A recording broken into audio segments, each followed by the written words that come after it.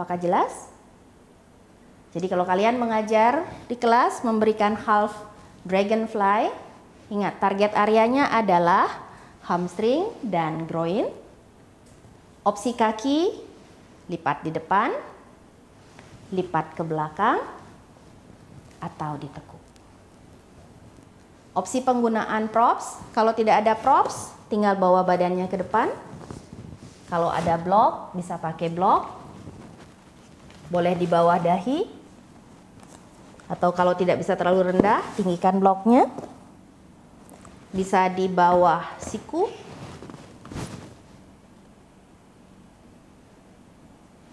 Kemudian untuk penggunaan guling, bisa menghadap ke depan, bisa menghadap ke samping. Kemudian bisa kombinasikan dengan cross arm. Jadi ini target areanya kaki. Oke, sekarang saya mau menambahkan, saya juga ingin mendapatkan target area untuk lengan. Saya bisa tambahkan cross arm misalnya. Apakah kaki kanan, lengan kanan? Tidak masalah, yang manapun yang terasa sesuai. Bagi kalian yang cukup tight gitu misalnya untuk melakukan pose ini, kita bisa menambahkan guling, meletakkan lengan di atas guling seperti ini. Kemudian tinggal topang kepalanya. Bagi mereka yang cukup open, jadi artinya pada area kakinya sudah cukup terbuka, mungkin kita bisa merendahkan sepenuhnya, kemudian menyilangkan lengannya di lantai. Kalau kepalanya menggantung, tinggal topang pakai blok, seperti ini.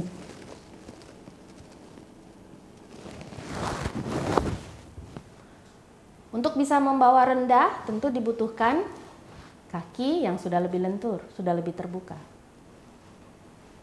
Bisa mengikuti maksud saya? Apakah dia pakai guling, tanpa guling? Disesuaikan dengan kondisi kakinya. Paham maksud saya? Jadi saya biasanya kalau melakukan pose half dragonfly ini dikombinasikan dengan cross arm, saya akan mencontohkan dari yang paling mudah terlebih dahulu. Sehingga semua orang setidaknya mampu melakukan. Tetapi orang yang masih sangat tight, mungkin mereka tidak mampu membungkukkan badan ke depan. Di sini saja sudah terasa intens. Ya tidak usah kombinasikan dengan cross arm. Fokuskan saja pada kaki. Karena ini adalah target utamanya. Jadi mereka cukup dengan seperti ini. Bagi yang memang merasa bisa mencondongkan badan ke depan, kita bisa gunakan guling. Tergantung ketinggian guling yang kalian miliki. Kalau butuh blok lagi, akan blok. Dicontohkan dari yang paling mudah, supaya orang tidak terobsesi dengan yang paling susah. Kemudian, bagi yang lebih terbuka, boleh coba pinggirkan gulingnya misalnya, letakkan bloknya. Begitu ya. Sedikit dibalik, kalau di hatha biasanya dicontohkan yang perfect dulu, yang paling sempurna. Kalau tidak bisa, opsinya begini, gitu kan biasanya. Nah itu akan membuat secara mental orang merasa bahwa malu kalau dianggap tidak bisa. Jadi mereka akan berusaha memaksakan diri melakukan sesuatu yang dianggap paling sempurna. Meskipun kadang itu memaksakan diri. Oke. Half dragonfly, apa ada pertanyaan? Untuk dragonfly sudah kita bahas waktu hari pertama kan ya?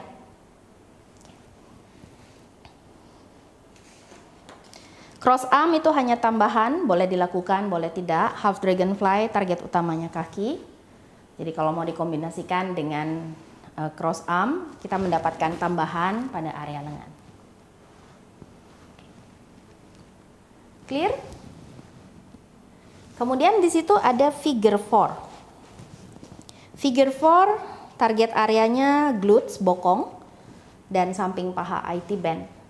Jadi opsi ini biasanya bagi sebagian orang nyaman, sebagian lagi tidak gitu. Dan terutama karena itu kan memegang pakai tangan kan, untuk menahan lama kadang tidak nyaman. Jadi opsinya bisa dilakukan kalau kebetulan ada dinding, bisa pakai dinding. Jadi kakinya ditempelkan di dinding. Saya tunjukkan dulu ya. Kelihatan nggak? Kaki saya di dinding, kemudian disilangkan. Ini ya. Oke. Jadi ini opsi pertama, seperti ini. Kalau ada dinding, kalau tidak ada dinding tentu kita pegang dengan tangan. Mau di belakang paha, mau di lutut, tidak masalah. Kemudian di opsi ini pun kita bisa memilih apakah sedikit condong ke arah samping. Disesuaikan untuk mendapatkan rasa pada bokong untuk kaki yang disilangkan. Kalau misalnya dengan mencondongkan sedikit ke samping memberikan rasa yang lebih baik, kita bisa memilih mencondongkan sedikit ke samping. Nah, posisi ini kan menggantung nih. Kalau ditahan lama mungkin akan kurang nyaman. Jadi bisa gunakan guling misalnya seperti ini. Berarti yang groin ya, pokoknya ya, ada pose-pose groin. Iya, pose ini juga kan karena kakinya agak terbuka kan. Bagi sebagian orang juga mungkin akan berasa pada groinnya. Jadi itu maksudnya tadi penjelasannya Nadra. Jadi di sana polanya itu ada pola bergelombang. Jadi mengikuti arah dari tension, tarikan yang diberikan. Jadi kalau baca kalimat itu supaya bisa memahami maksudnya. Jadi tadi sudah ditunjukkan sama Nadra bentuknya. Jadi dia bentuknya bergelombang. Jelas kan maksudnya? Jadi kalau baca poin ini biar nggak bingung.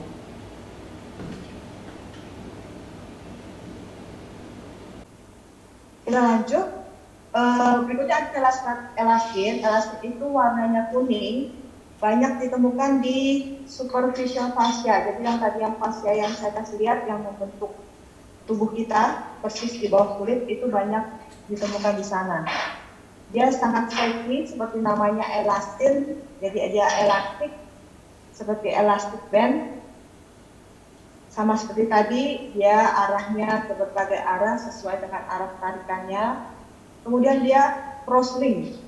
Crosslink organisme itu kayak digambar di screen saya itu kayak tusuk gitu ya. Jadi dia tumpang tindih. Kalau kita kasih tension, dia bisa extend sampai 200%. Kemudian kalau kita rilis, dia balik lagi ke bentuk semula. Sebenarnya, kalau dari buku yang saya baca, elastin itu kalau kita stretch, dia nggak terstretch. Sebenarnya dia itu menjadi lurus, jadi kayak ini, benang gini, ya, dia kan kusut nih. Waktu kita stretch, dia menjadi lurus sampai 200% dari ukuran semulanya. Waktu kita rilis, dia balik lagi. Jadi sebenarnya bukan dia elastik, tapi dia menjadi lurus. Sama seperti kolagen, elastin itu bisa menyimpan dan melepaskan energi kinetik. Jadi karena dia bisa lurus, bisa balik lagi, dia bisa menyimpan dan melepaskan energi elastik. Sampai situ paham ya? Kita lanjut ke ground substance. Ground substance ini adalah materi seperti gel yang bisa menyerap air. Kemudian dia itu transparan. Transparan jadi tembus pandang gitu ya. Dia cair, lebih kental dari air, kurang lebih seperti sirup atau madu. Tapi kadar kentalannya beda-beda. Bisa lebih kental, lebih gel, ya seperti agar-agar, atau lebih cair, atau yang bisa kita sebut dengan, kalau seperti agar-agar itu namanya gel atau gelatin. Kalau dia lebih cair disebutnya dengan sol atau solution. Bahan utamanya adalah hyaluronan. Hyaluronan itu kalau kita sering dengar di apa, atau kita tahu lah di kosmetik, hyaluronic acid itu sering kita ketemui di bahan-bahan kosmetik. Nah, bentuknya itu seperti digambar. Ini seperti apa sih namanya? Kalau di buku saya bilangnya conifer branch, nggak tahu kalau di Indonesia itu apa. Jadi dia bercabang, terus cabangnya punya cabang lagi, cabangnya punya cabang lagi. Atau seperti sikat botol.